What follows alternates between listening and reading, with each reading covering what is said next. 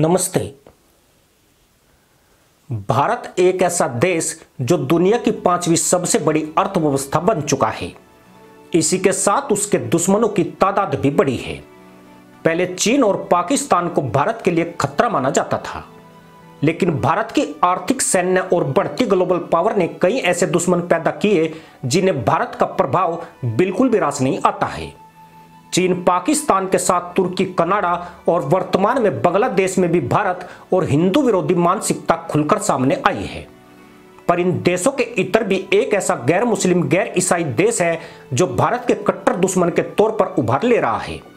हैरत की बात यह है कि यह दुनिया का एकमात्र हिंदू राष्ट्र नेपाल है, जहां बीते कुछ सालों से भारत के खिलाफ माहौल तैयार किया जा रहा है। पहले भारत इस हिमालयी राष्ट्र के खतरे को लेकर इतना गंभीर कभी नहीं था, लेकिन अब इस पड़ोसी देश नेपाल ने भारत की नींद उड़ाकर रख दी है। खासकर तब हालात और जटिल होने के संकेत है जबकि भारत के पड़ोस में पहले ही चीन और पाकिस्तान जैसे दुष्ट मुल्क मौजूद हैं। हाल ही में नेपाल की सरकार ने 100 रुपए के नोट पर उत्तराखंड के भारतीय हिस्सों को अपने यहां शामिल दिखाया है।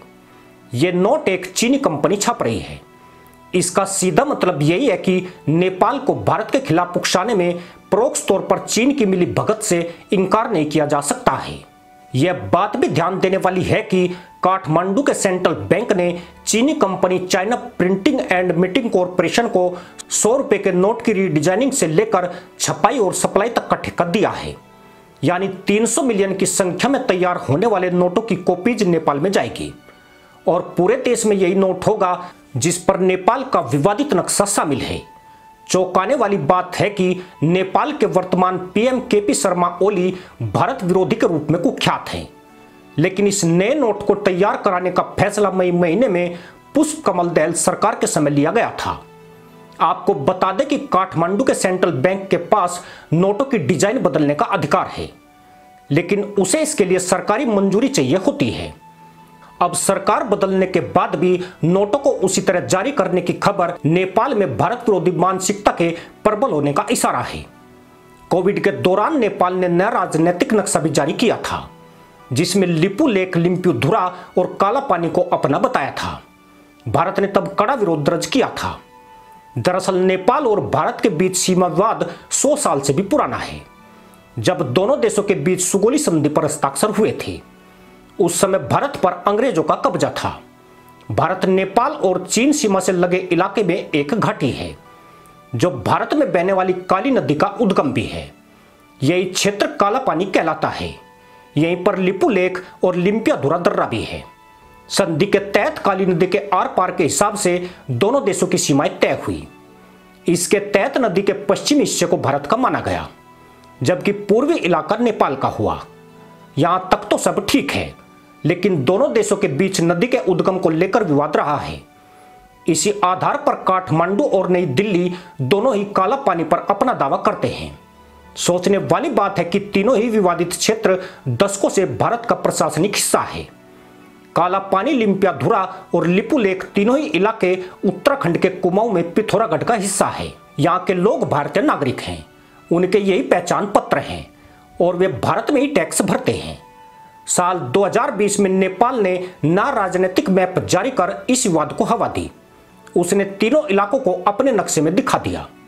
बीते सालों में नेपाल की चीन पर निर्भरता बढ़ी है।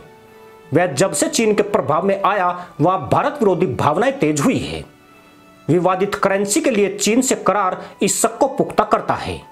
माना जा रहा है कि चीन के दबाव और प्रभाव में आकर नेपाल ऐसे कदम उठा रहा है।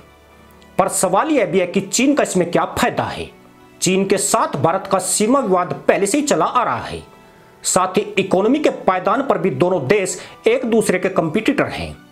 लंबे समय से चीन भारत के पड़ोसी देशों को अपने पाले में करने की कोशिश कर रहा है, फिर चाहे वो पाकिस्तान हो, बांग्लादेश, मालदीव या श्रीलंका।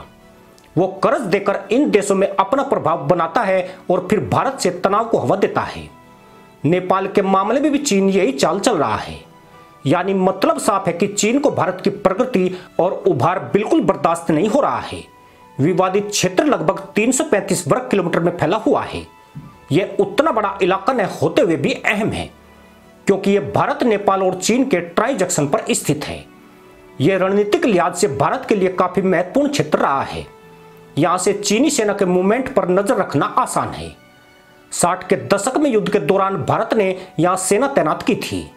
अब भी सामरिक लिहाज से यहां भारत तिब्बत सीमा पुलिस की तैनाती बनी हुई है।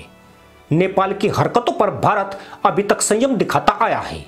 भारत चाहता है कि मामला कूटनीतिक ढंग से सुलझाया जाए, लेकिन भारत के संयम को अपनी ताकत मान बैठा नेपाल अब हेकड़ी दिखाने में जुट गया है। पर नेपाल की ताजा गुस्ताखी सहन करने लायक नहीं है। अगर भारत ने नेपाल द्वारा 2020 में जारी राजनीतिक नक्शे के वक्त उसके पिछवाड़े पर लात जमाई होती तो आज वह इतना दुस्साहस नहीं करता, क्योंकि भाईचारा और पड़ोस बाद में है, पहले देश की शान कायम रखना जरूरी है। नेपाल को भारत के इलाकों को अपने नक्शे में दिखाए जाने वाले नोट को रोकना होगा, अन्यथा लगातार बोले जाने वाला झूठ भी एक दिन दुनिया सच मानने लगती है। इसी के साथ अनुमति दोस्तों, जय हिंद, वंदे मातरम।